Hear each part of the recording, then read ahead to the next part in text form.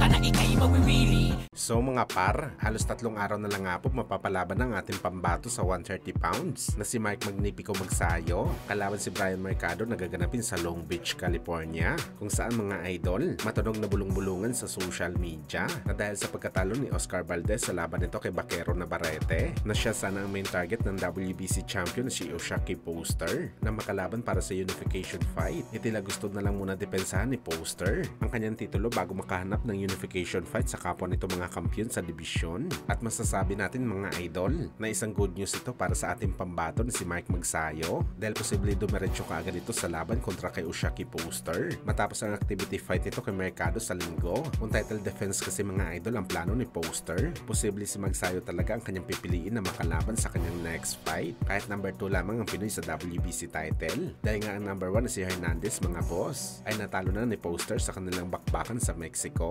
Awkward naman tingnan mga idol, nalalaban ulit si Poster sa fighter na tinalo na nito sa bakbakan. Malaki ang tsansa na maghanap ito ng bagong option at si Mike Magsayo nga ang swak dito mga idol. Wala na kasi mahugot si Poster sa unification fight sa ngayon dahil ang WBO champion na si Navarrete kakatapos lamang mapalaban at isa pa may obligasyon ito mga idol sa ating pambato na si Charlie Suarez. Ang IBF champion naman na si Anthony Cacase at ang WBE champion na si Lamont Roach ay may nakaschedule na laban, kaya pag nagkataon mga idol, maagang pamasko ito para kay Magsayo na mapalaban kaagad sa title fight. Pero gayon pa man mga boss, ipanalo muna ni Magsayo ang kanyang laban sa linggo bago ituloy ang daan nito para sa pagiging 2 division champion.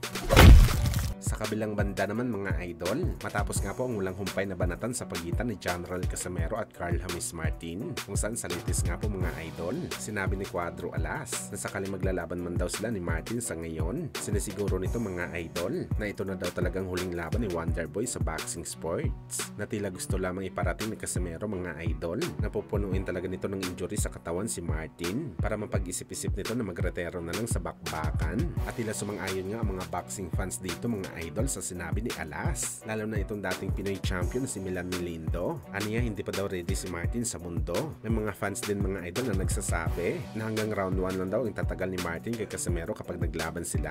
Parang Saul Sanchez pa lang mga boss, hindi pinaabot ni Casimero sa round 2. Sa tingin nyo ba mga idol, kaya ba si Bakin ni Cuadro Alas si Martin sa loob lamang ng 3 minutos sa bakbakan sa ibabaw ng boxing ring? Sa kabilang banda naman mga idol, Devin Boy Ilonghainy nagpakita ng kanyang latest na ensayo kasama ang kanyang bagong membro sa kanyang team, kung saan mga idol makikita natin sa training footage na inaaral talaga ni Devin Boy Ilonghainy ang kanyang depensa pangontra sa left hook, kung saan dito na siya pinagtawanan ng mga boxing fans. Halata daw mga idol na hindi pa ito nakamove on sa ginawa sa kanya ni Ryan Garcia dahil hanggang sa ngayon na-traumatize pa rin ito sa left hook.